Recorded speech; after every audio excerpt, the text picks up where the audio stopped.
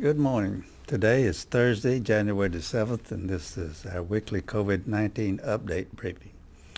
As of today in Bossier Parish, we have unfortunately experienced 9,519 positive cases. That's an increase of 615 in just 1 week, and the highest amount we've had in any week. And unfortunately, deaths have increased now within the parish to 203, and that's an increase of 9 since our report last week. It was predicted that we were going to have a couple of really tough months, and that prediction is now occurring. The cold weather has arrived, and more people are staying indoors, and the holiday seasons and the schools being out have contributed. These small gatherings, it's been determined, is one of the prime spreaders of the COVID these days. All areas of the state are continuing to experience a spread within all 64 parishes. The governor has issued proclamation number 209 recently to have the state remain in this modified phase 2 of the recovery until January the 13th. He's expected to make an announcement about next Tuesday on what changes, if any, we can anticipate going forward. But he did state that yesterday that the number of cases in the states is at an all-time high, and unfortunately we have not peaked out. It's going to get worse, he said. Also, hospitals have indicated that the latest trajectory of cases, if continued unabated, will overwhelm their facilities, and we simply must not let that occur. And unfortunately, many hospitals are at or near that posture. In the governor's proclamation number 209, he directed, and I quote, that should there be an increase in the number of positive confirmed COVID-19 cases, and if the percent positivity of testing, or should the number of COVID-related cases continue to overwhelm our hospital care system, it may be necessary to go back to the full restrictions in the stay-at-home orders in proclamation number 52. He has conceded that strict statewide enforcement of his directive is simply not feasible. He said if people, and I quote, if people insist we enforce our way through this, we're doomed to failure. He sincerely believes that just putting on stronger and more mandates is not the answer. The answer is simply for all of us to follow the mitigation prevention protocols voluntarily and consistently and comply with them. If you haven't been doing it, please start now. Vaccination for COVID-19 has begun in the local area last week. We were originally to have scheduled 79,000 vaccines, 39,000 initially, and then for the first vaccination, then the follow-up of 40,000 for the second shot, which is necessary to achieve the 95% efficacy. But there have been, unfortunately, there's been some serious problems surfaced during the distribution of the vaccines, and it's way below what has been projected for the end of December. Determining priorities for the vaccination and the logistics of receiving, distributing, and implementing has not gone as predicted. But they have started with our healthcare providers, hospital employees, and individuals in nursing home and assisted living facilities. The firms of Walgreens and CVS have also been contracted to perform a major role in the vaccination process, and FedEx and UPS are also performing a key role in the distribution of the vaccines. Last week, the governor made a couple of announcements regarding the vaccination, and that is there's 107 pharmacies that could possibly have the vaccine when they become available, but it's important that people understand you must have an appointment to go to these pharmacies to get the shot.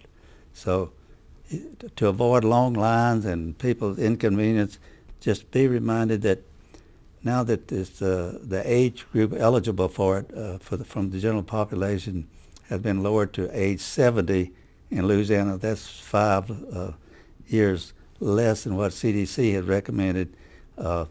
You are now eligible to get the vaccination, but you must have an appointment at the place, the pharmacy that will be given the shot. So don't go to the pharmacy without an appointment.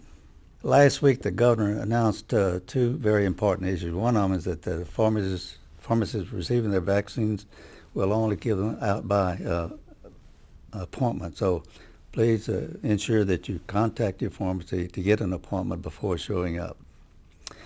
The governor has also pointed out last week that, as I mentioned earlier, that the age of eligibility will be 70 in Louisiana as opposed to 75 recommended by the CDC.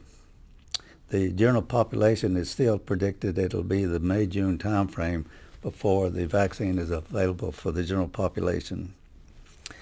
There is concern that when the vaccines are available to the general public, some individuals will be reluctant to take the vaccinations.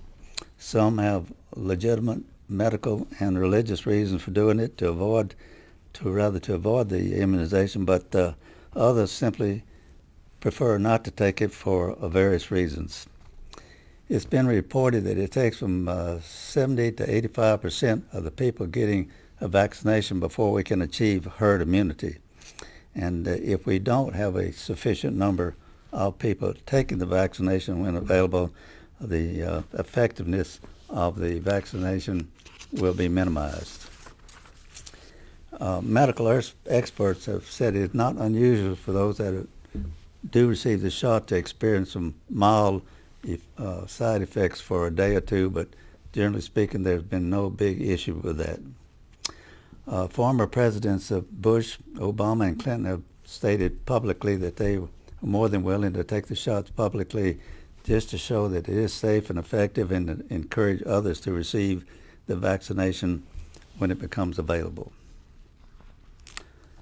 And of course, President-elect Biden and Vice President-elect Harris have in fact already received their first shot for the COVID-19. As we know, it's been projected that the number of people that are asymptomatic range between 45 to 50%. They do not show the symptoms, but they do have the virus within them and can spread that and cause illness and death to others. The wearing of the mask remains the single major important issue of concern.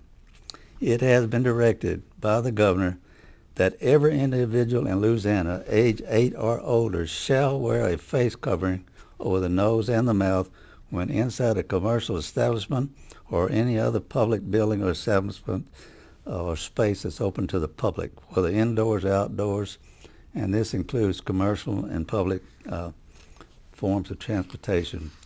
And the CDC has subsequently added that, or recommended that children aged 2 to 7 should also wear a mask. The prevention and mitigation protocols are unchanged, and as always, I want to review them for us. First, wear the mask, and I can't emphasize that enough. Almost every recognized expert saying the mask does help prevent the disease and deaths. Second, wash your hands for at least 20 seconds. Practice social distancing of at least 6 feet. Try to avoid touching your face. Disinfect surfaces which are frequently touched, such as doorknobs, handrails, etc. Cough into the bend of your elbow. If you're sick, stay at home and follow the advice of your medical provider. And as always, avoid crowds. The CDC and the governor urge everyone also to get a flu shot now. They are concerned about compounding the problem of having flu season, which is upon us now, and the pandemic, which is ongoing, compounding the problem, having both of them occurring in the same time frame. The governor did point out yesterday that the number of vaccines that are now approved and others that are in the pipeline are showing us that there is light at the end of the tunnel to come out to recover from this pandemic. But he stressed that what is needed right now, though, is for all of us to comply with the mitigation prevention protocols. the vaccinations to help us come out of the pandemic eventually, but what is needed right now is all of us to practice these protocols for prevention and mitigation. As mentioned last week, there has been a major change announced by CDC and the Louisiana Department of Health concerning the number of days a person has to remain in quarantine. The CDC is now allowing quarantine time to be shortened to 10 days on day 11 if no symptoms have been reported during the daily monitoring. Also, they have indicated that the quarantine can be reduced to 7 days on day 8 if the individual takes a COVID-19 test and receives a negative test results. The Louisiana Department of Education has given the school system the green light to go ahead and start implementing these relaxed rules immediately at their approximately 1,700 schools within the state. The CDC hopes that these shorter quarantine periods will encourage more people to receive the vaccination. However, the Louisiana Department of Health still recommends 14 days quarantine for residents and staff of congregate living settings such as nursing homes and correctional facilities. Unfortunately, the state's number of positive cases for the week ending on December the 13th was 15.9%. That is more than 3 times higher than the goal of 5% or less. This should be a major concern to all of us and an incentive for us to follow the recommended prevention and mitigation protocols. I want to thank all of you for your continuing participation in our fight against this deadly pandemic, especially at this critical time when the nation's ability to provide health care is in jeopardy. Dr. Cantor, who is with the Louisiana Department of Health, stated yesterday that, quote, "This is the most dangerous time of the pandemic for us, and we haven't peaked yet." Governor Evers also said yesterday that how important it is for all of us to follow the maintenance, mitigation, prevention protocols. And he stated, I quote, "I hope, I pray, I appeal to the people of Louisiana to take stock of where we are, to do what is necessary to engage in mitigation measures religiously." Our next scheduled briefing will be Thursday, January the 14th. This concludes our briefing for today. Thank you and good day.